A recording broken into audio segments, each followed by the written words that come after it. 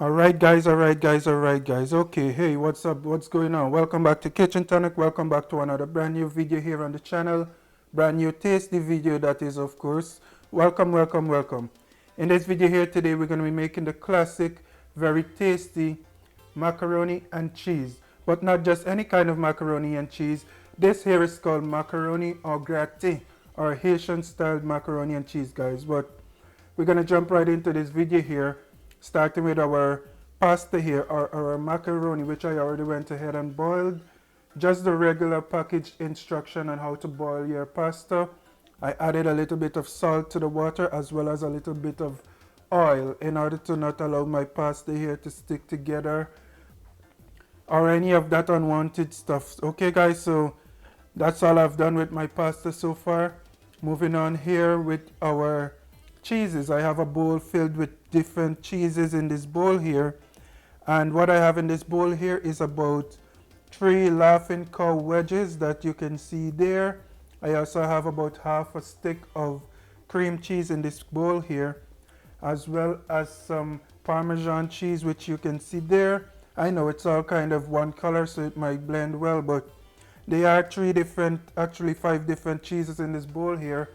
This is my Parmesan cheese, and that's about 1 cup of Parmesan cheese that I'm going to be using here. Of course, you want to make sure you keep back some of your cheese in order to sprinkle on the top of our macaroni here for the baking process.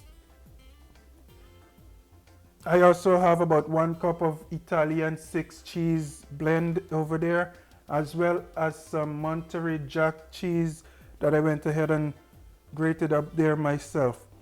We're also going to be using about 1 can of evaporated milk for this recipe here today, as well as 1 tablespoon of butter, 1 tablespoon of garlic powder, 1 teaspoon of mustard, 1 tablespoon of mayonnaise, and 1 teaspoon of Cajun Creole seasoning.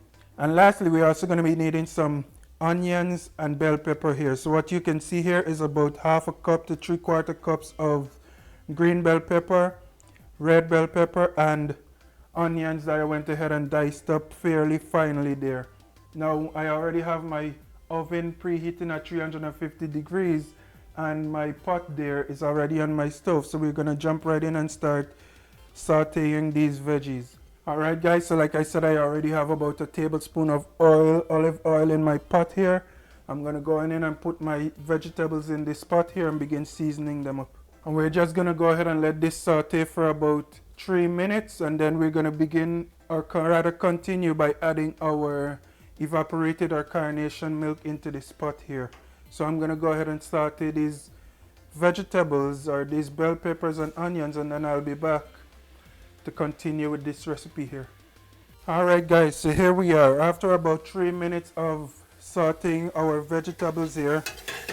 As you can see, they started to get nice and soft. What we're going to go ahead and do now, we're going to go ahead and add our evaporated milk into this pot here, and I'm going to add my entire can one time into the pot, and we're going to bring this mixture here, or this concoction on the stove here, to a boil, and then we're going to begin adding our cheeses in order to have them melt adequately.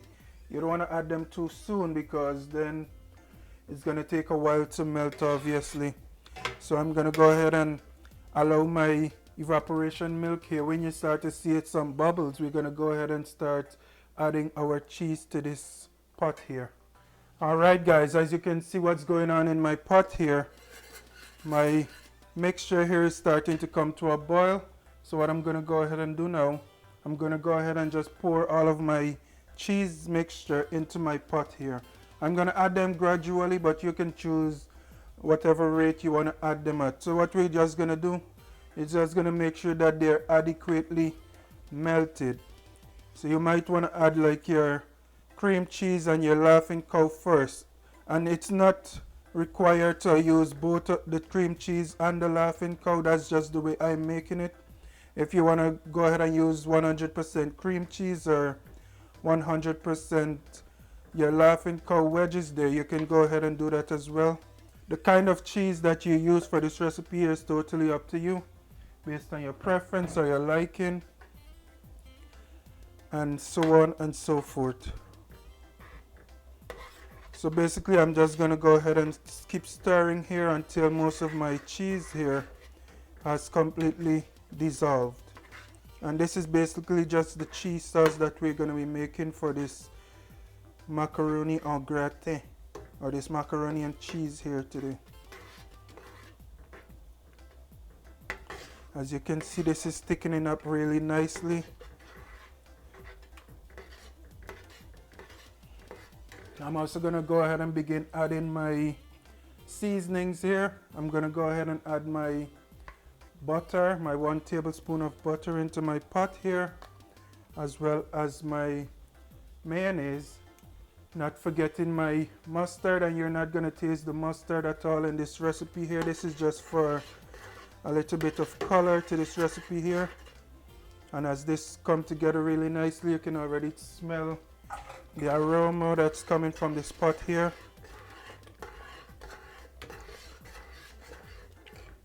I'm going to go ahead and begin adding my garlic powder into this pot here as well. And of course you can go ahead and taste for salt content or black pepper, and you can go ahead and add whatever else you feel that you need to add to this mixture here to bring it to your taste or your liking.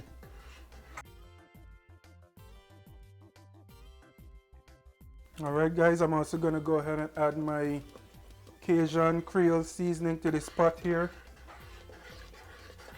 Go ahead and mix that in really well.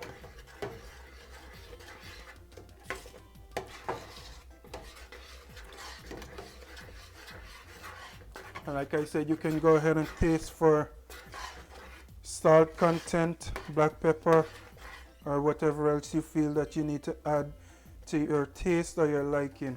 And after that, I'm going to go ahead and add my macaroni back into my pot here to bring this recipe almost full circle.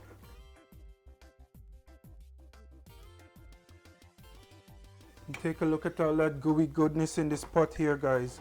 Now what I'm going to go ahead and do, I'm going to remove this from the fire, and I'm going to go ahead and add it to my baking pan and sprinkle my last final touches of cheese over my macaroni here, and then we're going to place it in my already preheated oven here to bake for about 25 minutes, and that is at 350 degrees Fahrenheit. Alright guys, now we're going to go ahead and sprinkle a little bit of cheese over our macaroni here, and I did went ahead and grated a little bit of sharp cheddar cheese here that I'm going to be adding to the top of my macaroni as well. So that's sharp cheddar with my Monterey Jack. I'm also going to add some of my 6 cheese Italian blend, as well as some Parmesan.